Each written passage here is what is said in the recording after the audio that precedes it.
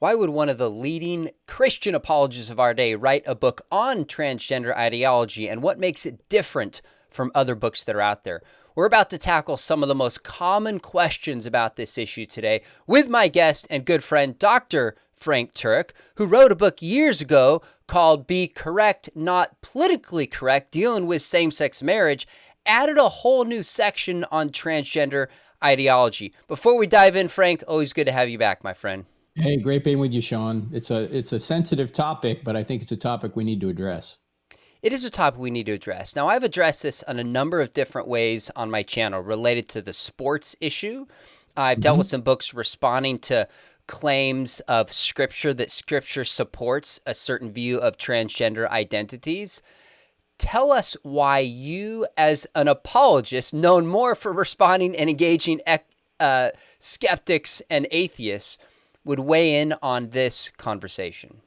Well, it actually goes all the way back to 1993 when I lost a friend of mine to AIDS. That was about the same year I began to attend seminary here in Charlotte under Dr. Norman Geisler. And about 1998, well, actually just before then, Dr. Geisler gave a sermon at a church. And how often do sermons change your life? Normally they don't, but this one did. And his sermon was on, can you legislate morality? And basically his bottom line point was, Sean, that all laws legislate morality. Every law declares one behavior right and the opposite behavior wrong. And so I went to him and I said, wow, I've never heard that. I said, that ought to be a book. He said, well, let's write it. And so we came up with an outline, and the first book I ever had an opportunity to write was with Dr. Geisler, and it was called Legislating Morality. Is it wise? Is it legal? Is it possible? And of course, the answer is yes, yes, yes. It's impossible to not legislate some sort of moral position. And then after I realized this and we wrote that book, I knew that same-sex marriage had become sort of an issue that was gaining traction and that people would think it was a good idea. And in about 2004, I think it was Massachusetts was the first state that actually their court decided to impose same-sex marriage on them. And so I said, I really need to write on this because I lost a friend to this. I lost a friend who his parents, they were wonderful, loving people. But I thought that their approach to when their son came out and said, I want to engage in this behavior, especially during the AIDS crisis, wasn't the best approach because it ultimately, in my view, to a certain extent, enabled him to lead to his death.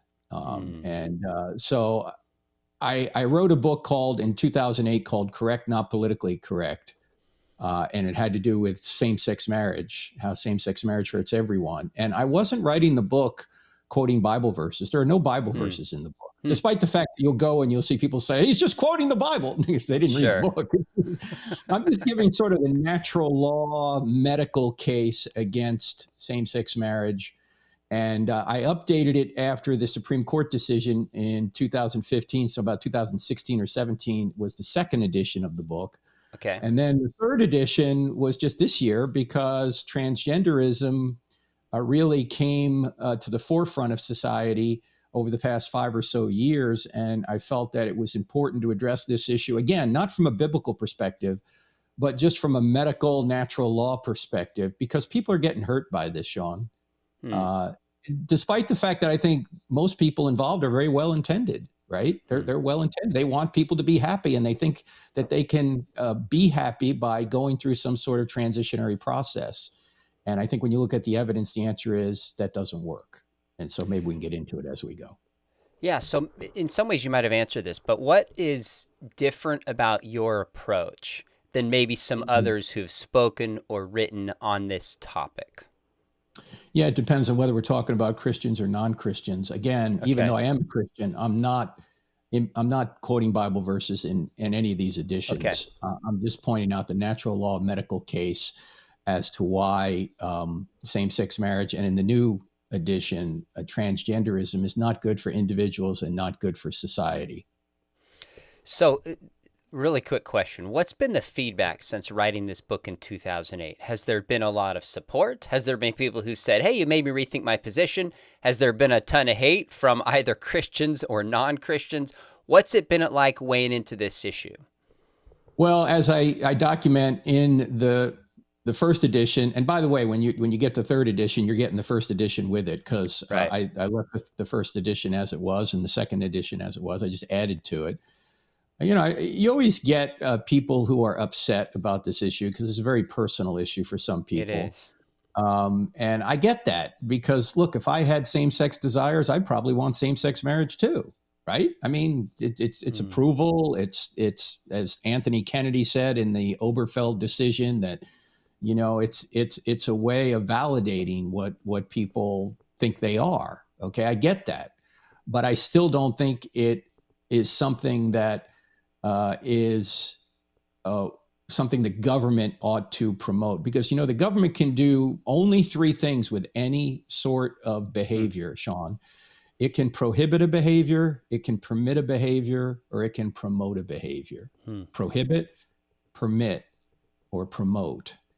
And in our country, and we can argue over the efficacy or the wisdom of this, for most of our history at the state level, same-sex behavior was prohibited. Then, due to, and even through the 1986 Supreme Court case of Bowers versus Hartwick, they still said that states had the right to prohibit same-sex Mm. behavior. It wasn't until the 2003 Lawrence v. Texas case that they said, no, you can no longer prohibit it. You must permit it. Well, we've gone in very short order from prohibit to permit, now to Mm. promote. And that's what same-sex marriage does. It promotes now the behavior. And so we might say, okay, it's a behavior that should be permitted in a free society, but is it something we ought to promote? And that's what the book deals with. Now, there's a really interesting backstory leading into this about you Mm-hmm. being fired from 2 Fortune 500 companies for your views on same-sex marriage. Now, maybe tell us what happened, and if you think things have gotten better, stayed the same, or gotten worse in terms of free speech and holding ideas on this than when you were fired years ago. Yeah, in 2011, I was doing corporate training for both Cisco and Bank of America. And I'll save all the details of it because it's kind of a long story. But basically, I was fired because someone who was in one of my leadership classes Googled me and figured out I'd written the book, Correct, Not Politically Correct, How Mm. Same-Sex Marriage Hurts Everyone. This is the first edition. Very short little book. It's not very long at all. And again, not using Bible verses. And anyway, he said, Frank can't work here at Cisco because he doesn't agree with same-sex marriage. Now, keep in mind, this is Mm. actually 4 years before the Yeah. Supreme Court imposed same-sex marriage on the country. And so I was fired immediately. And I wound up writing the head of Cisco. At the time, his name was John Chambers. He was the CEO. And in 2008 in California, he was on the Elect McCain Commission in California, because Mm. 2008, it was Senator McCain against Senator Obama for the presidency. And Chambers was all for Senator McCain. Hmm. And so I wrote him and I said, Dear Mr. Chambers, I've been working for your company for many years as a consultant. All of my programs that I've done, even the guy that complained about me said that the leadership program I taught was great, right? Okay. Anyway, I wrote to Chambers and I said, I'm a veteran of the United States Navy, and I've been working for your company, and I appreciate your support for Senator McCain in the last election. And here's why I was fired: because I don't agree with same-sex marriage. Are you aware that Senator McCain holds the same position on same-sex marriage that I hold? And then I said, are you qualified to be working at Cisco? Interesting. And so the next day, because I FedExed a letter to him, I got a phone call from an attorney who said, what do you want? And I said, well, I don't really want anything except you called the dogs off other Christians. Why are you putting a litmus test, a political litmus test, a moral litmus test on a controversial issue on people in your company? Does everyone have to agree with same-sex marriage to work at Cisco? I mean, if so, that would be a violation of the Civil Rights Amendment, right? That you're putting a political and moral litmus test on people, especially on this controversial issue. And so he said, well, why don't you speak with the head of diversity and inclusion here? I said, I'd be happy to. So I had a meeting with her. Our friend Mike Adams was on the phone with me when this happened. We happened to be at Summit at the time. We had a phone call with this lady, and I kept asking her, why was I excluded and not tolerated for holding a diverse view on this issue when you claim to be all about inclusion, tolerance, and diversity? And she couldn't answer the question, Sean. She just gave me platitude after platitude. She couldn't define what inclusion, tolerance, and diversity meant. And so after the call didn't go well, Mike said, we got to go public with this. I go, yep, we do. And so he wrote the first column back in June of 2011 called The Cisco Kid. Oh, interesting. And then I wrote a column explaining what really happened called Sex at Work. Now, ladies and gentlemen, do not Google sex at work. Okay, it'll take you to Harvey Weinstein's website. Okay, you need to go to crossexamine.org, our website, and type in sex at work. You'll see the article. It's also in the third edition, the expanded edition, the new one that just came out. Correct, not politically correct. That article explains what really happened. And the reason I called it sex at work, Sean, is I kept asking people, why are you guys even talking about sex at work? What does this have to do with workplace productivity? As long as we treat everybody with respect, regardless of whether we may disagree over certain sexual behaviors, as long as we treat everyone with respect because everyone's made in the image of likeness of God and they deserve respect, as long as we do that at work, why do you care what people think about certain sexual behaviors? And I keep asking people that question. Why is that a corporate issue? Why are people talking about it? I still don't know the answer. I don't see why it's relevant to workplace productivity. Do you? I mean, what's the reason for this? That's a great question. Now, I imagine you've gotten this pushback from some folks. Before we jump into the question of transgenders, some folks will say, well, Cisco, Bank of America, private companies, shouldn't they be able to regulate in private companies? This is not the government who works for them and who doesn't. Biola University, where I work, churches, maybe cakes. They should have a right, people who bake cakes, like our friend Jack Phillips, to not bake a cake for a same-sex marriage. So how is this different? Yes, well, I agree with that. I said that in the article. I said, Cisco has the right to fire me, and so does Bank of America. But don't go around saying you're inclusive, tolerant, and diverse then. Broadcast to the world that the only people that can work at Cisco are people that agree with these values. If you want to do that, you can do it. Now, there are some that the government will say you can't. Like if you say, okay, we're for racism, right? You can't, the civil rights, the civil rights amendment or the civil rights law will say you can't do that. But if they were to come out and say everybody that works here must adhere to these certain moral principles, they're going to have a big problem. So what they do is they actually say they're for inclusion, tolerance, and diversity, but they're really not.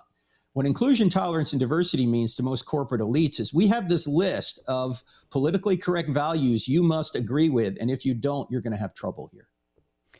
Gotcha. That makes sense. Well, this is a whole nother conversation we could have about tolerance. Want to get into your book on transgender ideology, but just two more questions before we jump in. When we look at this topic, obviously there's certain cultural forces that have been forming to get us to this point. Carl Trueman lays it out brilliantly in his book, the rise and triumph of the modern self, from technology to Marx and Rousseau, etc.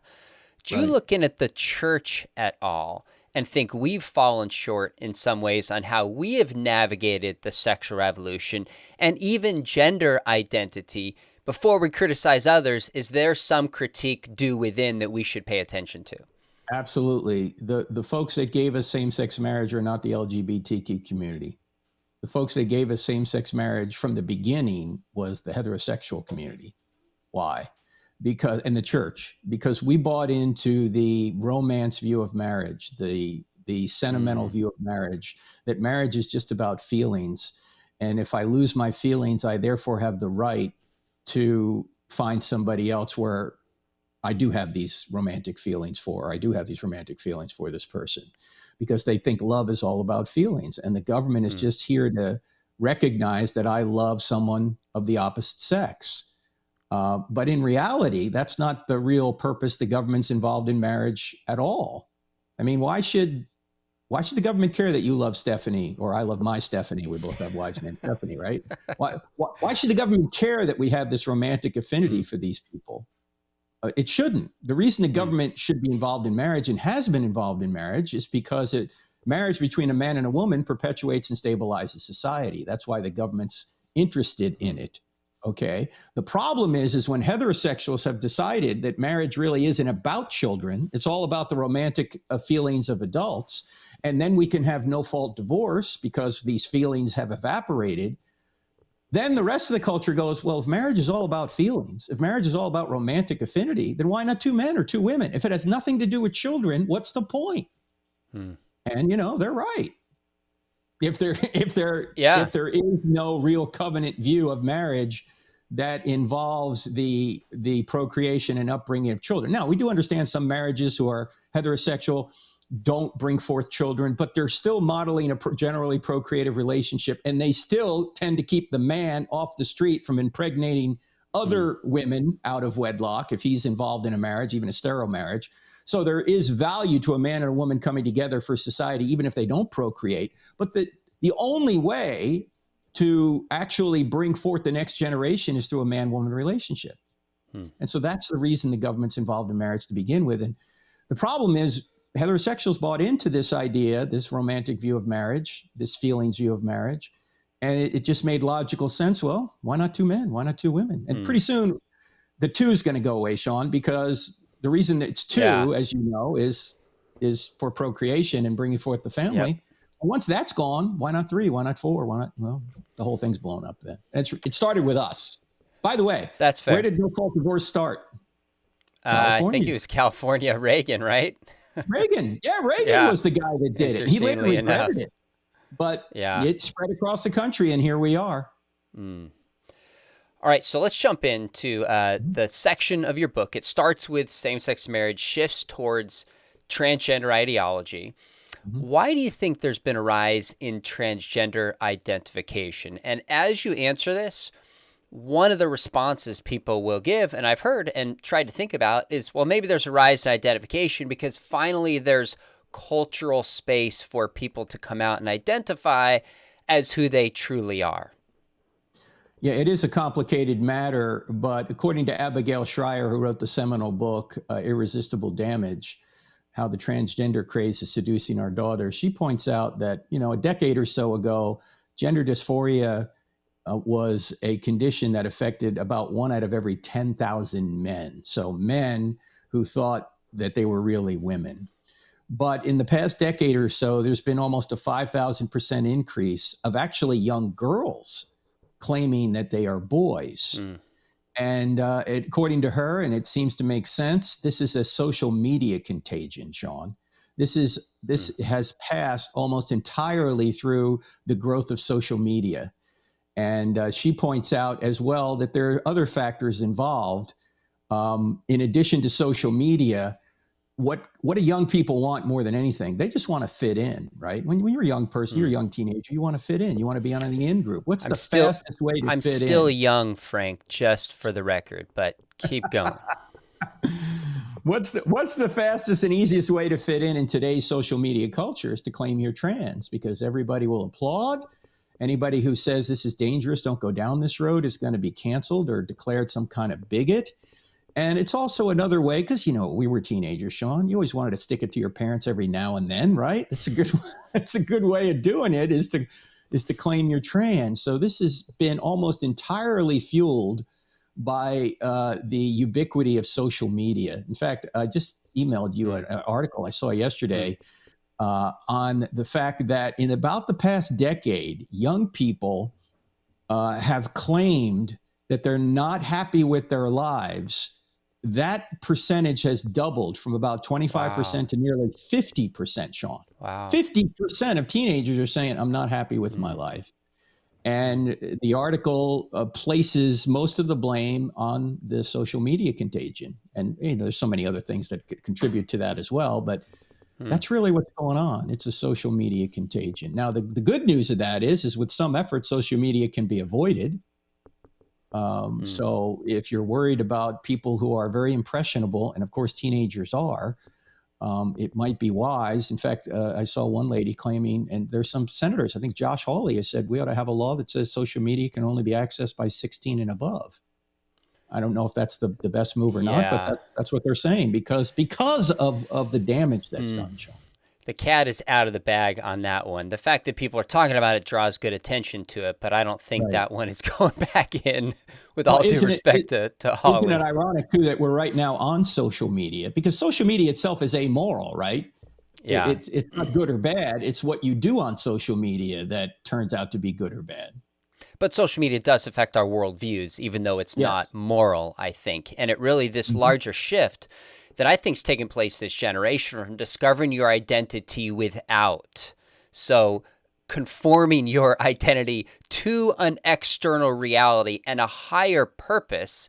When you lose yourself, like Jesus said, seek ye first the kingdom of God, and then all things will be added unto you. Now it's seek your own feelings and well-being and identity, and we've seen depression rise amidst that narrative.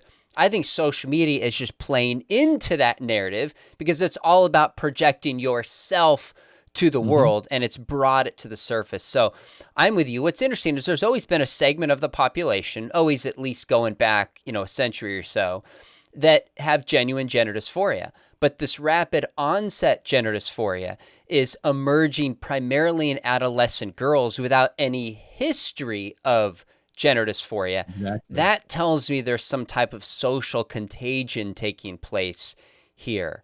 Now, you have in your book what I think is really interesting that anybody, wherever they stand on this issue, I think needs to wrestle with these 5 critiques that you offer of transgender ideology. And again, you're not pointing towards the Bible. You're not using chapter and verse.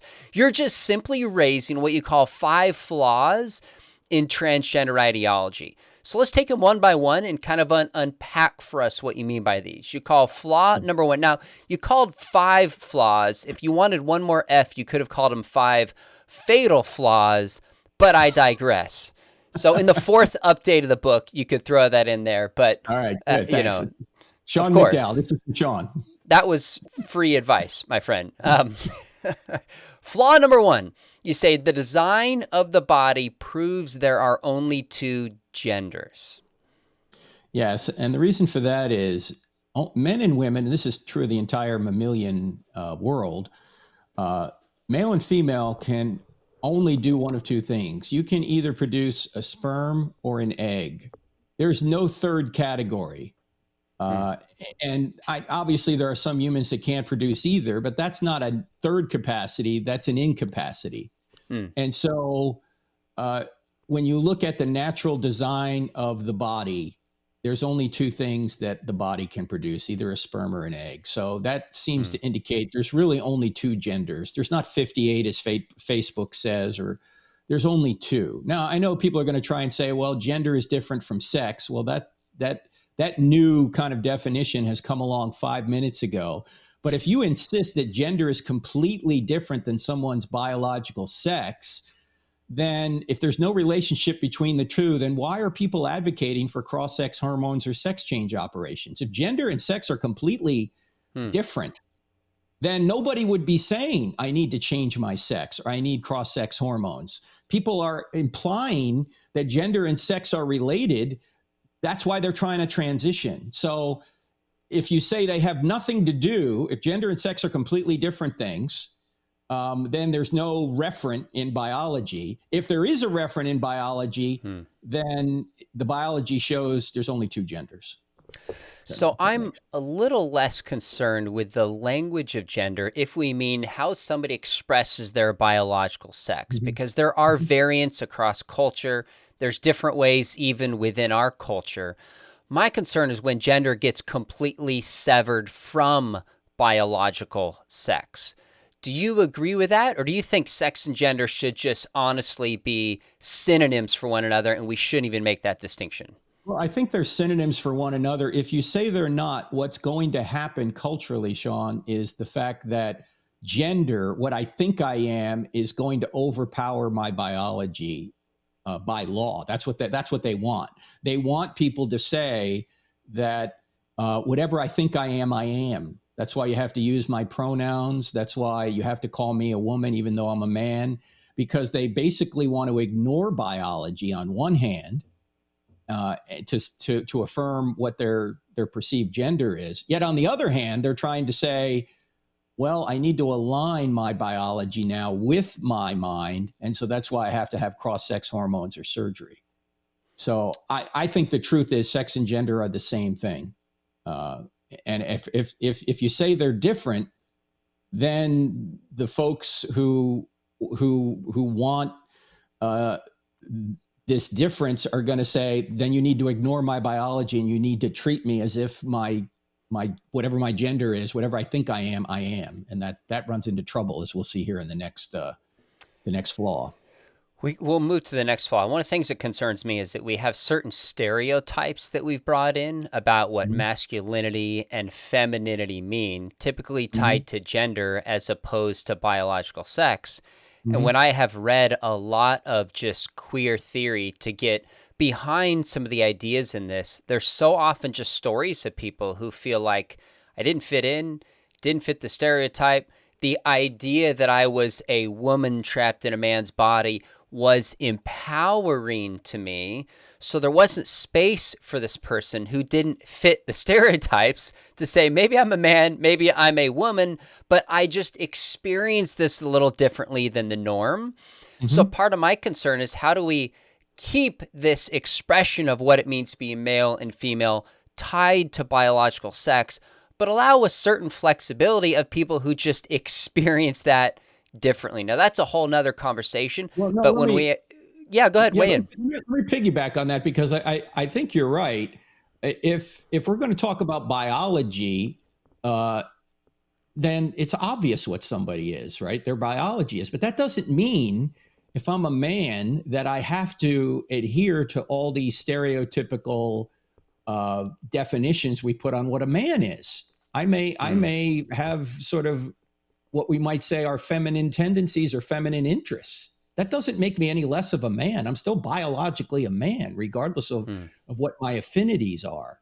Now, I know we say, like, if I consider myself a woman trapped in a man's body, that's kind of gender dysphoria. But my question is, why not think it the opposite, Sean? Why not think I'm a man, but I'm enveloping a woman's mind? If that's the case, the way I get healed, is I change my mind. And you can change your mind. You can't change your biology. In fact, that's one of the 5 fatal flaws that we're going to talk about here. Maybe we'll just get to it. Okay. Yeah, fair enough point. It really gets to the heart of identity. Is my body being sexed an essential part of who I am or not? That's at the heart of this question. Let's move to fatal flaw number 2 for fun. You say transgenderism must presuppose fixed genders. Explain. Yeah, because if I'm a man and I think I'm a woman, I have to have some idea what a man is and some idea what a woman is to know I have this mismatch between my psychology and my biology. If there were no fixed genders, I wouldn't be able to recognize the mismatch. Secondly, if I'm going to try and make the so-called transition to become a woman, I have to have some idea what a man is and some idea what a woman is to make the so-called transition. In fact, it would be impossible for transgenderism to exist unless there were fixed reference points. So on one hand, people are trying to say that gender is completely fluid. On the other hand, you have to admit that genders can't be completely fluid. Otherwise, transgenderism would be impossible. If there weren't fixed reference points by which you could say, I'm transgender, you wouldn't be able to be transgender. And by the way, this denial of fixed genders has created a bit of a civil war, so to speak, in the LGBTQ community, because if the T's get their way, Sean, that there are no fixed genders, the L's, the B's, and the G's don't exist. Because how can you be a lesbian unless there are fixed genders? How can you be bisexual unless there are fixed genders? How can you be gay unless there are fixed genders? Those identities presuppose fixed genders. And by the way, this is why Matt Walsh's documentary, What is a Woman, has so many of these transgender advocates and left-wing academics flummoxed by the simple question, what is a woman? Because they're kind of caught in a dilemma. If they say that a biological female is a woman, then transgender ideology is false, because transgender ideology says I can be a biological man, but really I'm a woman. If they refuse to define what a woman is, which is what they tended to do in the documentary, then transgenderism is not possible. Because if you don't know what a woman is, how can you transition to something else? You can't. You have to know what you are in order to make the transition. And you also have to know what you're transitioning into. And by the way, the feminists are not happy with this either, Sean, because if there are no genders, there are no women. And if there are no women, there are no women's rights. This is why J.K. Rowling, of course, the author of the Harry Potter series, has said you're erasing women by this trans ideology. And despite the fact that she's taken so much heat for it, she has stood strong. And I don't really know her religious beliefs. You know, she did when she wrote Harry Potter, because the previous book I wrote with my son, Hollywood Heroes, How Your Favorite Movies Reveal God, we did a little research on Rowling, and she said, yeah, I basically got the Harry Potter story from the Bible. You know? She said that. Wow. Oh yeah. She said, and if you look at the Harry Potter story, Harry Potter is the savior of his world, and he has all these characteristics that are similar to Jesus.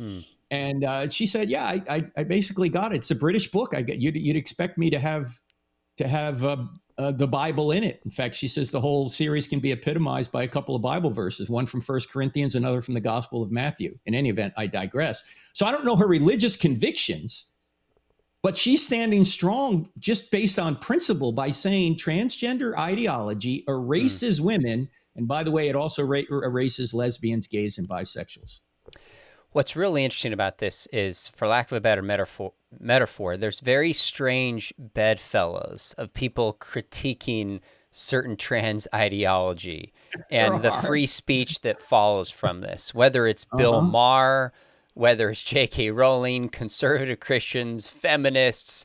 It's really a bizarre a group of people who many would have no issue with same-sex marriage or LGBT rights are saying, time out, this has gone too far. And I think it's a fair question. And part of it is the tension that you said between LGBT and T. So, for example, I just read this account. It's been a few weeks about two lesbians who are in a relationship, and one of the lesbians transitioned to a male. And the other lesbian was caught because she said, if I don't affirm your transition, then I'm transphobic. If I do, I'm now in a relationship with a man and deny that I am a lesbian. And it was such a bizarre contradiction. I thought, wow, these are the natural things that are going to happen when we start to deny reality, as we do in this case. Let's move to flaw number 3. You can change your mind, but not your biology. Yeah, well, that's contrary to what, of course, transgender ideologues say, that you can change your biology, but you can't. And as I mentioned earlier, why, when our psychology and our biology are mismatched, we think the solution is to change our biology? I mean, why would you change your biology? We don't do this with parallel conditions. And probably the closest parallel condition would be anorexia. You know, when somebody is anorexic, and they say, but I'm overweight, you would not say, you're right, let me give you liposuction. You would say, dear, your mind's playing tricks on you. You're a dangerously underweight. We need to get you nourishment. We're not going to get you liposuction. Yet, why would we say we're going to cut off perfectly healthy sex organs when somebody has a delusion, a mental condition that is causing them to believe something they are not? Another example would now be the transabled. I don't know if you've heard of this recently, Sean, but there are people out there who are claiming that they're disabled even though everything's working perfectly fine. And so some of them want to have their limbs removed so they can be disabled. Now, what doctor would say, you're right, you are disabled, let me take off your arm or let me take off your leg? Any doctor would be sued for malpractice if they ever did that, rightfully so. And yet we're also saying, well, let's cut off perfectly healthy sex organs because someone has this gender dysphoria condition. That's not the solution. You don't treat a mental condition with surgery in most cases. You treat it with psychiatry or counseling or prayer. That's what we need to do. I mean, I don't mean to belittle this, but I mean, if your daughter said, "Hey, Sean, I'm a mermaid," you wouldn't drive her off the coast and dump her in the ocean, right? You would say, "Honey, you have a mental issue going on here. We need to get you help for that." So in every parallel situation, we we always realize there's a mental problem that needs treatment. Not We don't try and change the physical to meet the mental. We say the physical's fine. We need to fix your mental condition. And this is where Bill Maher came in May of 2022, Sean, on his program on HBO, which I don't have HBO, but you can see it on YouTube. He had a show called Along for the Pride, where he said that the latest generations, the most recent generations, whether it's Gen Z, millennial, whatever, they identify with LGBTQ at much higher rates than, say, the baby boomers. And he shows this graph, Sean, and he has this graph going all the way to 2060. And he says, if this trend continues, we'll all be gay by 2060. Right? What he was essentially saying with this, he says, this is a social media contagion. It's not something new in the water. There's not something new in biology. This is completely driven by social media. And he said, look, particularly when it came to children, he said kids go through phases. He said, if everyone knew what they wanted to be when they were 8, the world would be filled with cowboys and princesses, but it's not. He said, when I was a kid, I wanted to be a pirate. Thank God nobody took me seriously and took me for eye removal and peg leg surgery, right?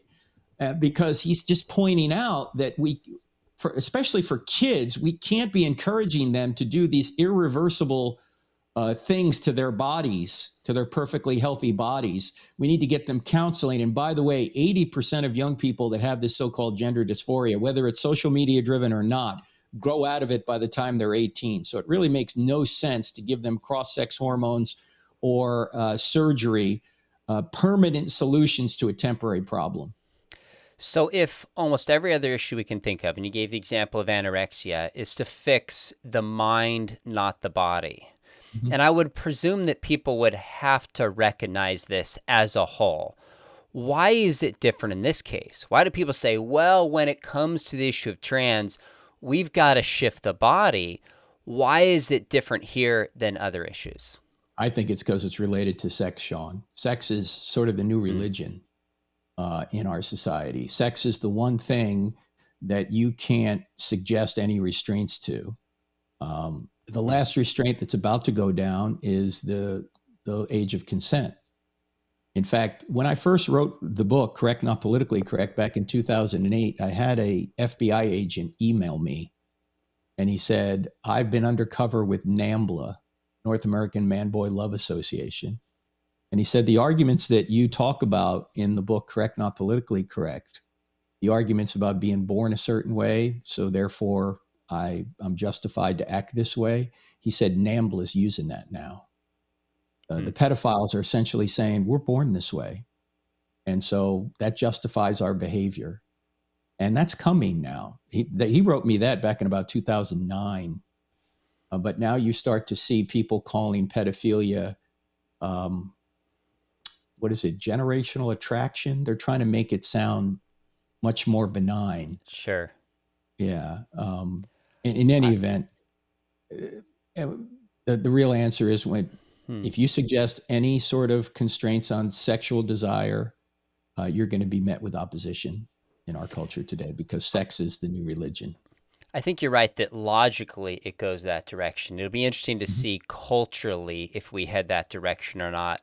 Those are two distinct questions, but you're right. There is some momentum, at least people trying to push that. Let's move to flaw number 4.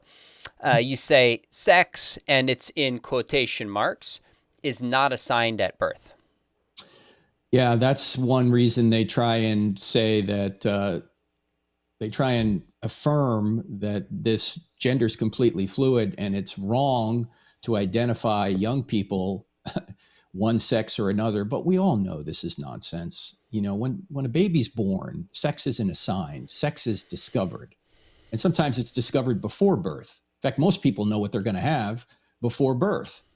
And so it's not like the doctor just arbitrarily goes, well, this is a girl. No, they know it's a girl. They know it's a boy.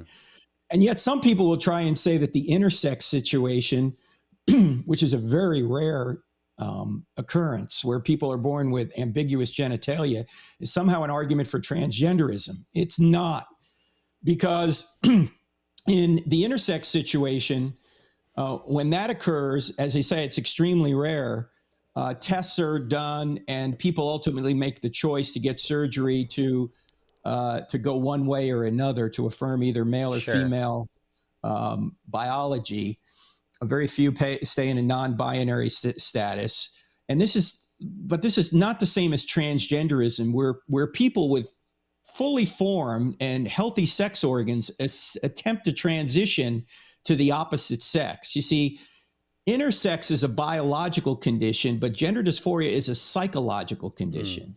So the existence of intersex conditions does nothing to support the claim that sex is assigned at birth. Birth defects do not disprove the norm. It would be impossible to identify birth defects without the norm. Okay. So the norm is that 99.9% of the people are born either male or female based on their biology. The very small percentage that aren't are what we would call some sort of deficiency or some sort of defect. But that defect does not then become the standard for the rest of society. It would be like saying, because a small number of people are deaf, Sean, that none of us can hear, or that none of us should hear, or that no one should listen to music because it's going to offend the deaf, or no one should use their voices. Everyone should use sign language because if you don't, you're going to offend the deaf. No, we don't change all of society because a very small number of people have some sort of deficiency. We may adapt to them to try and help them, but we're not going to insist that all of society forgo what is normal in order to somehow prevent any sort of offense they may have. And yet that's what the whole transgender movement's trying to do. The whole world needs to change now for this mental condition that they have. One of the most helpful examples when the topic of intersex comes up, I did not come up with this, but it's the idea that humans develop with 10 fingers and 10 toes. Mm-hmm. If somebody develops with more or less, they're certainly no more or less human. And it does mean that humans aren't 10-fingered or 10 toes. It's an exception to the typical human development. And that's akin to intersex. These are precious human beings made in God's image. And I have so much compassion for people with this condition trying to navigate the difficulties of their bodies and social reality and all the stereotypes we've talked about. But it just doesn't follow that sex is on a spectrum, because a few individuals have this kind of condition. In fact, many intersex people I've heard and talk with don't appreciate being used in this fashion, kind of as a pawn, so to speak, to make this argument. All right, let's move to flaw number 5. You say there is no basis for transgender rights. Yeah, the question is, where do rights come from? They don't come from your government, because if they came from your government, that would mean they weren't really rights, they were preferences. Because if your government changed and decided to take these so-called rights away from you, then they wouldn't be rights anymore. No, a right is something you have regardless of what someone else says about it. So if your government decides you no longer have the right to free speech, do you still have the right to free speech? No, you still do. Your government just doesn't recognize it. No, rights only come from God. And as our Declaration of Independence says, we hold these truths to be self-evident, that all men were created and endowed by their government, no, endowed by their creator with certain unalienable rights. You see, if God doesn't exist, there are no rights. And now you don't need to believe the Bible to know this. In fact, our country, contrary to some Christians, what they said, our country was not founded on the Bible. It was not founded on Christianity even. It was founded on the moral law consistent with the Bible. What Jefferson calls natural law in the Declaration of Independence, he actually calls it nature's law. C.S. Lewis would call it the moral law. The UN would call it international law, even though they don't assign God as the source. If there is no God, then there are no rights. Everything's just a matter of personal opinion. This is, by the way, how we were able to prosecute the Nazis in Nuremberg. We said, they said, hey, we're just following orders. And we said, there's a government beyond your government, and that is God's nature. And you had a moral obligation to disobey any immoral order your government gave you, because there's a law beyond your law.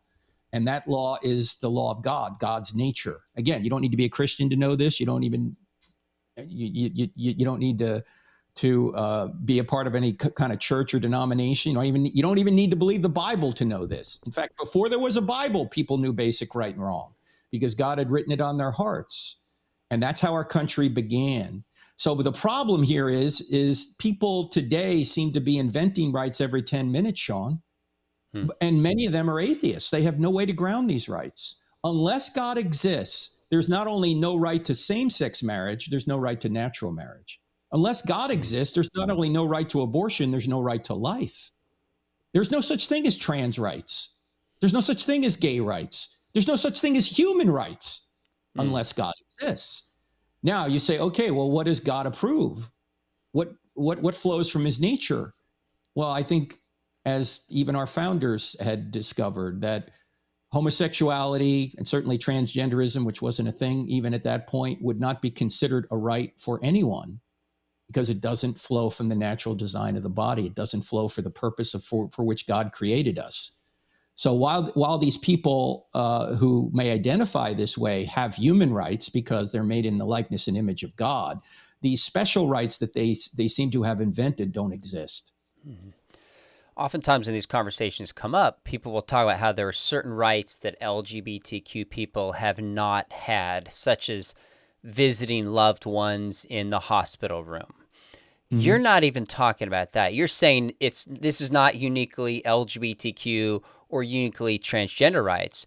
You're saying there's no basis for human rights of any kind, which would include transgender rights. So in a sense, this would go back to your book, Stealing from God, in which you're saying if we argue for transgender rights, this assumes that there's a basis for human rights, but you can't get a basis for human rights apart from there being a God who grounds it. But if we bring in a God to ground these human rights, then we also have to consider what this God says about our nature and our identity, which would go against many of what we hear coming under the kind of the rubric of transgender rights.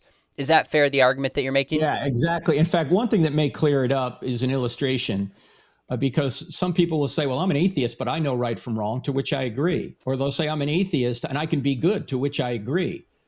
What I'm saying you can't do is you can't justify what good is, and you can't justify any sort of standard unless God exists. And here's this illustration. You could drive down the highway and see speed limit 65 miles an hour. And you can know what that speed limit says, and you can even obey that speed limit. And while you're doing that, you can deny there's a traffic authority. You can do that, right? But there would be no speed limit up there, and there would be no speed limit to know unless there was a traffic authority.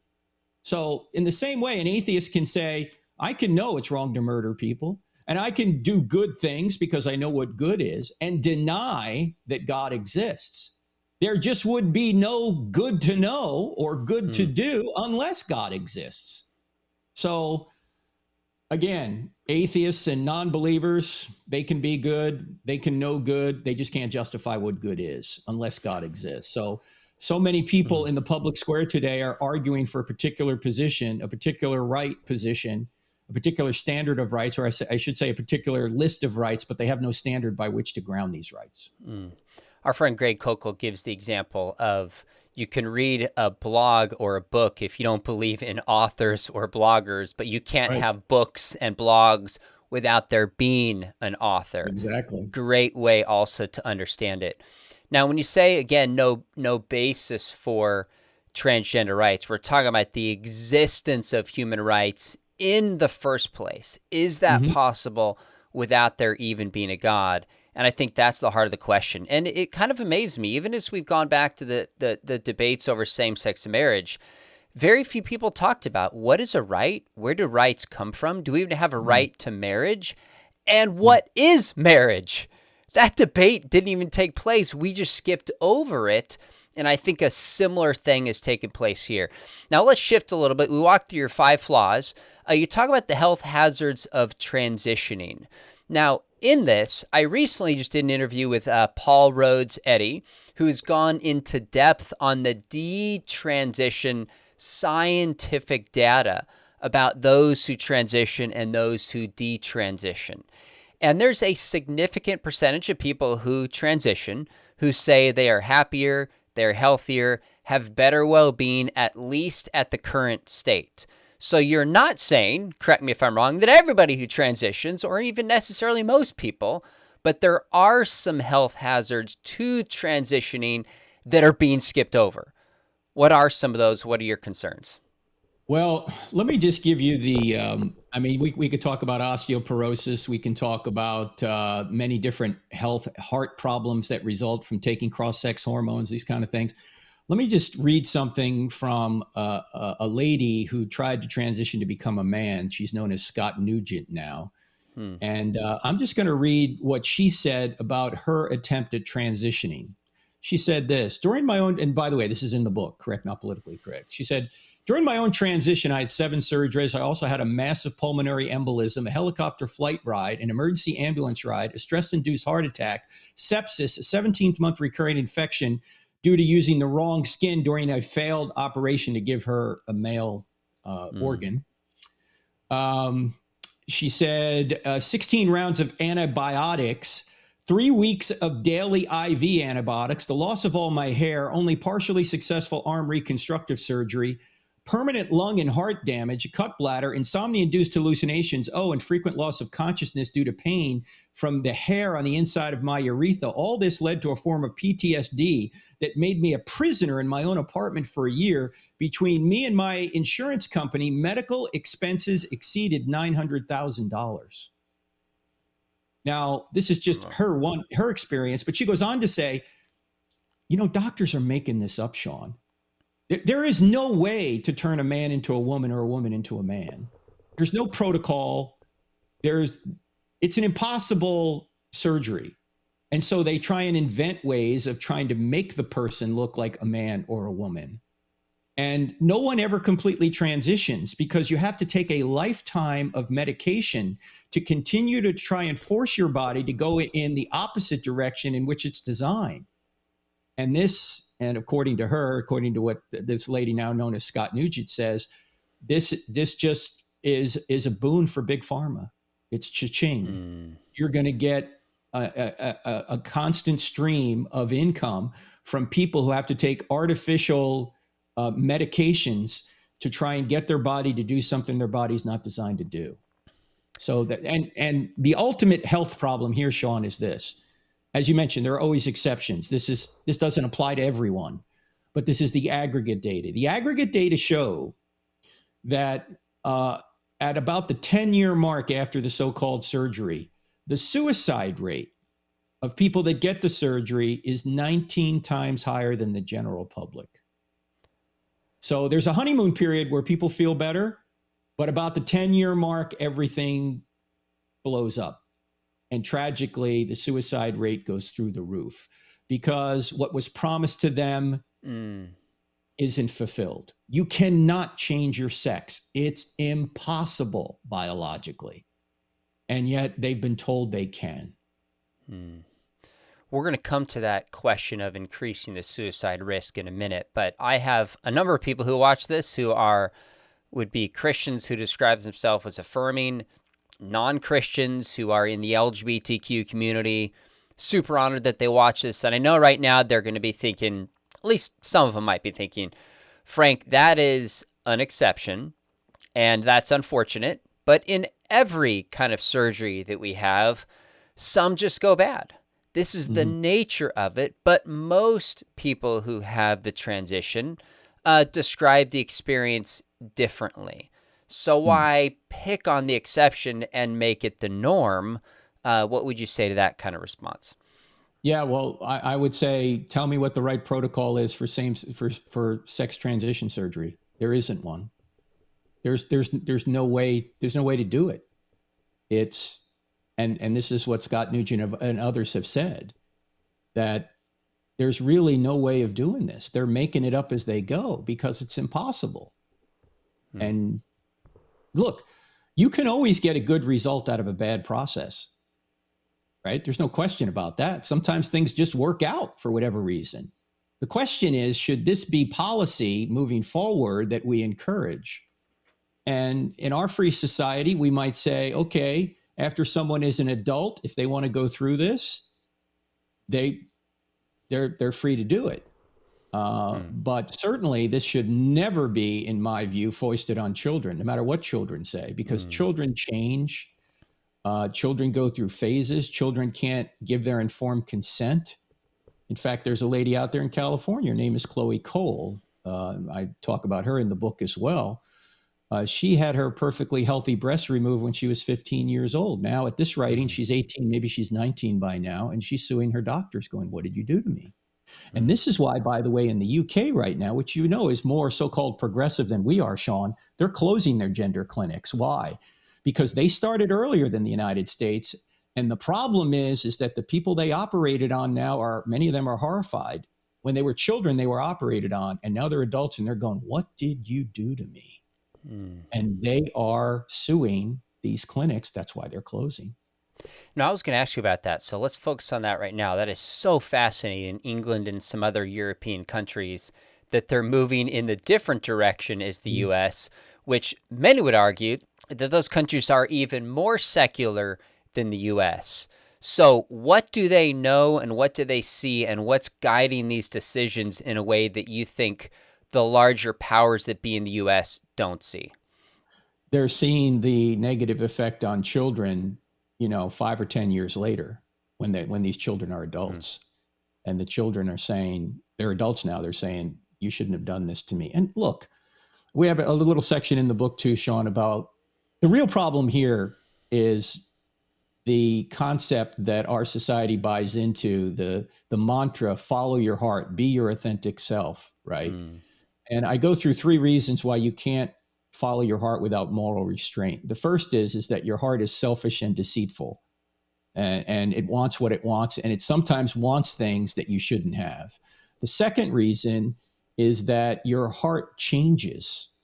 I mean, your heart can change and want different things in the same day, right? I mean, on one hand, you want to be healthy and fit, and then you're walking down the aisle and you see the box of glazed donuts. Which heart are you going to follow, right? I mean, on one hand, you want to have a family and you want to settle down and you want to love one person. On the other hand, you want to play the field, right?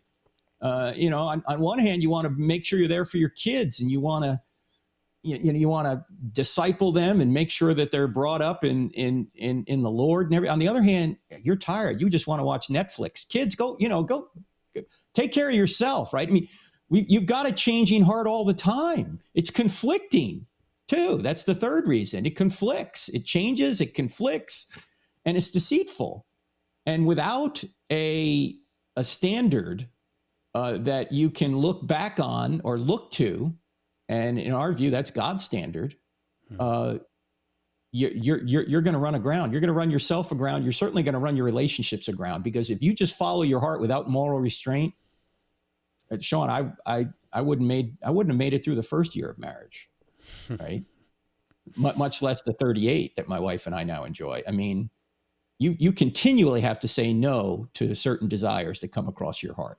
If you don't, you're gonna wind up in trouble, and you're gonna blow up every relationship you've ever had. In fact, I think the second most important verse in the Bible, and this is the one verse that's actually in, correct, not politically correct, on.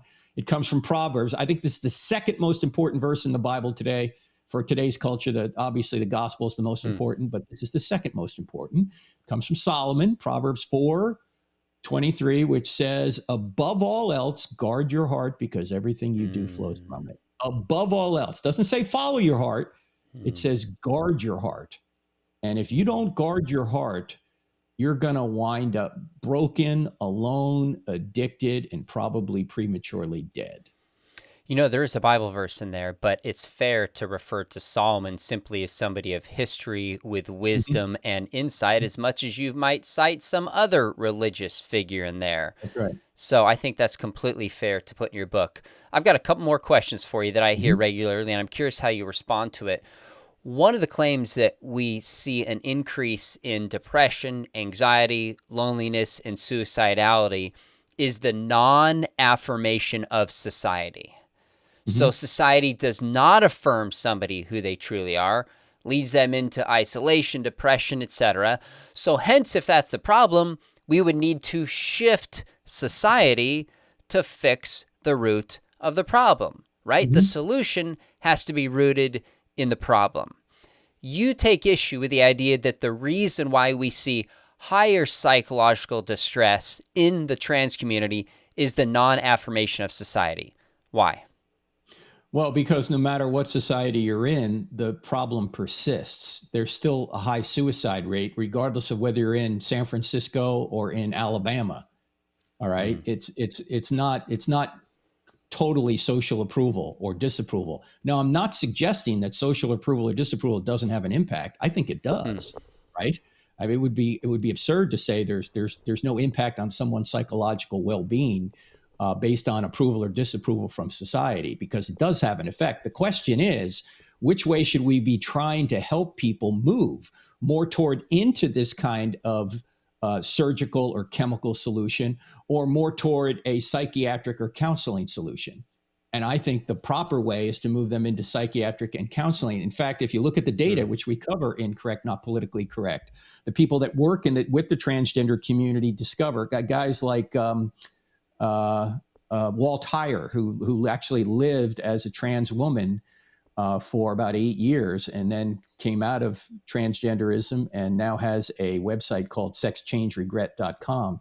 Yeah. And other data show that there's always a traumatic event that occurs prior to someone claiming to be trans. There's some sort of, sometimes it's sexual abuse. In fact, he points out that a man wanting to be a woman might want to be a woman because that man or that boy at some point had been sexually abused and wanted to rid himself of the organ that was sexually abused. And so you can see Mm, the psychology behind someone wanting to do this. The question is, what's the solution? Is the solution to get that person a scalpel to take off that organ, or is it to get them the proper psychological mm. counseling to help them work through the problem? And that's what I'm saying. That's what other doctors, I'm not a medical doctor, but that's what Sure. other doctors like Dr.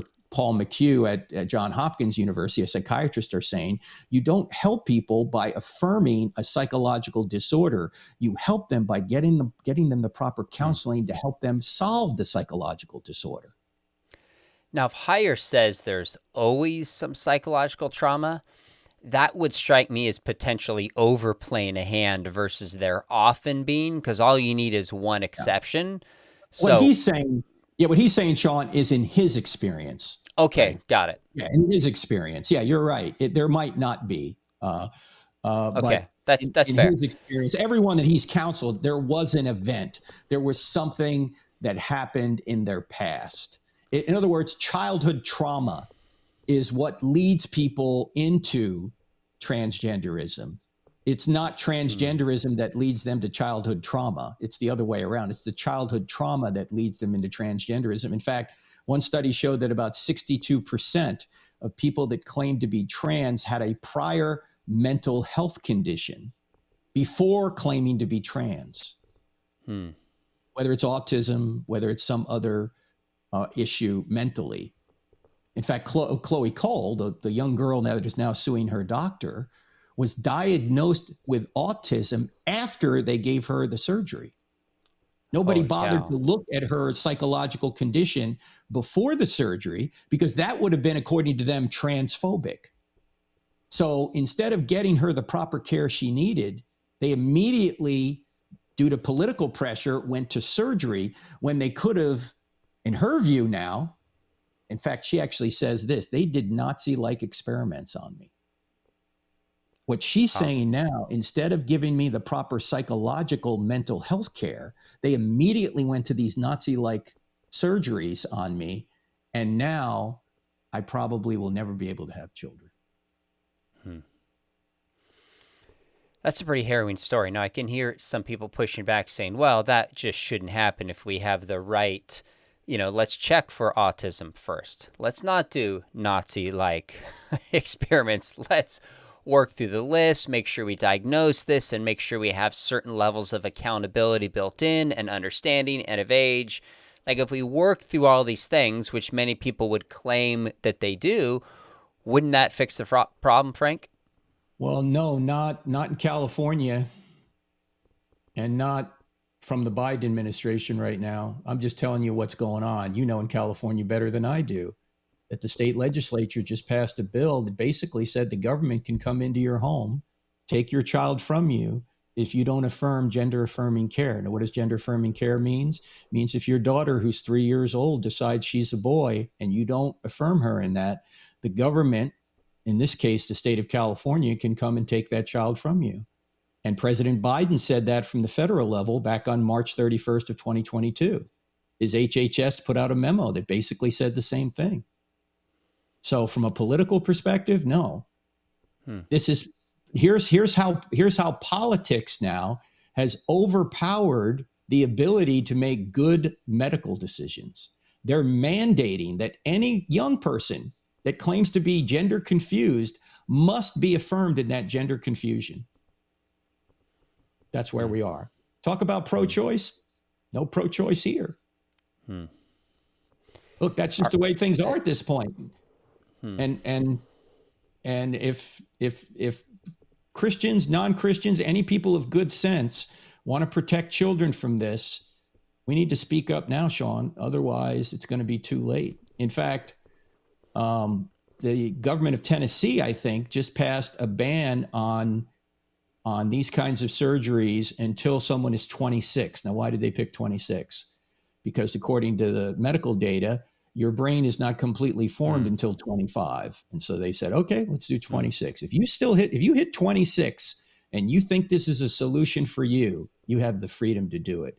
But we're not going to impose this on anyone who can't give their complete informed consent prior to that time. So, Frank, I heard you speak on the first edition of your book, probably early 2000s, I don't know, 08 to 010 or something like that. Might have been at Camp of the Woods when we were together as families. And this is 5 to 7 years before the Obergefell Supreme Court ruling. And I had a sense of like, this ship has left the dock, so to speak. Same-sex marriage is coming. It felt inevitable to me. Do you feel the same about where kind of this trans movement is going and concern for the natural family? Do you think it's not too late? How would you compare this with the inevitability of same-sex marriage 5, 10, 15 years ago when you first wrote the book? Yeah, great question. First of all, the inevitability of a political position, I think, should be irrelevant to us as Christians or even just sensible non-Christians. We have to speak the truth and leave the results to God. And I'm not just here to make a political point. In fact, I want to just make a personal point to people. If you're considering this for your child or you're considering this for yourself, you need to know the truth about it. In fact, one question I ask people is, have you looked into the health side effects of trying to do this? Have you done that? Have you even looked into it before just blindly going into it? So we may not be able to affect any political change on any of these issues, but that's not the point. We as Christians are supposed to care for people regardless of whether we can win politically, right? So we have to speak the truth. That's number one. Number two, I think with regard to transgenderism, this might be the one thing that actually turns the tide, because as you've already pointed out, Sean, there are people who are going, okay, this now has gone too far. In fact, there are people who identify as gay. They're even in same-sex marriages. In fact, Dave Rubin, as you may know, is strongly against all this, even though he's in a same-sex marriage. I'm about to do a program with Dave actually here tomorrow. And he realizes that this has gone way too far. You see people who identify as LG and B going, no, I didn't sign up for this. If this is the LGBTQ community, in fact, I think Andrew Sullivan's even saying that. If this is if this is what pride means, count me out. Okay. That you're going to try and mutilate children in the name of some ideology, when 80% of the time the young children that have this problem, it's fixed just by growing up. No, don't do this. So transgenderism, and particularly the idea of going after children on this, might be the thing that wakes some of America up, at least enough of America up to go, okay, this is one thing we can't tolerate. That's great. You're interviewing Dave. If it crosses your mind, tell him I would love to have him on my show to interview him. I have actually Dave's interviewing me. But, oh, wow. Fascinating. Yeah. Well, you can still give that plug nonetheless. I'd love to have him on my show. I like Dave. He's very sharp. I mean, he's sharp. He's expressed some interest in God and spiritual things and has a fascinating backstory. I interview a lot of people from a range of different backgrounds just to hear their stories here, and he's somebody I would love to. So no pressure, but if it crosses your mind, regardless, have an awesome interview with him. Here's the last thing I'll say is I want to really encourage people to get a copy of your book and read the arguments you have concerning transgender ideology. Now, if people look at the books behind me and some of the side they can't see, I read books on all sides of topics. I have to. It's the only way I can be convinced that I'm following what I think is true, whether it's on the historical Jesus, whether it's on LGBTQ, you name it. So there's probably a lot of folks, if they stayed with us, are not happy with some of the things that you said. But you know what? I think they owe it to themselves and their kids and their culture to wrestle with the best ideas and at least take them seriously. And you've done the research in the book, but you lay them out in a very popular way that people can at least understand them. So I hope people pick up a copy of Correct, Not Politically Correct, and wrestle with some of those ideas. Before people go away, make sure you hit subscribe. We've got some other shows coming up on this topic and many more near-death experiences, the historical Jesus, etc. If you thought about studying apologetics, we'd love to have you at Biola. We have a fully distance apologetics MA program. I'll have you in class on problem of evil, resurrection. I'm doing a whole class this fall on biblical sexuality. And so if you're watching this, ever thought about going back, check it out. We also have a certificate program in apologetics in which we'll guide you through key lectures and basic assignments to get that certificate. Huge discount below in the show notes. Frank, always enjoy the conversation. Thanks for coming on, man. Hey, Sean, let me just say one other quick thing that we didn't have a chance to cover, but it's in the book. And that is the question, does love require approval? And my position is it doesn't. And I think any parent thinking about this will realize that if you approve of everything your kid wants to do, you're not loving, you're enabling. And so for all the people out there who may be watching and may disagree with some of the things I've said or some of the things you've said, or it doesn't mean we don't love. Love does not require approval. You need to stand in the way of things that are going to hurt people. And I think, unfortunately, this whole transgender movement is hurting many more people than it's helping. You know, I think the last thing I'll say, I think this is really important, is that people on all sides of this debate are doing what they think is right, doing what they think is good, doing what they think is loving. But beneath that are questions. Is there such a thing as truth? What does it mean to be free? What is love? And ultimately, there's a worldview difference that's at play here. So I don't question people's motivations, but I challenge ideas. And your appeal is to, hey, if you disagree with me, don't hate me as a person. I'm doing what I think is right and what is good and what is loving.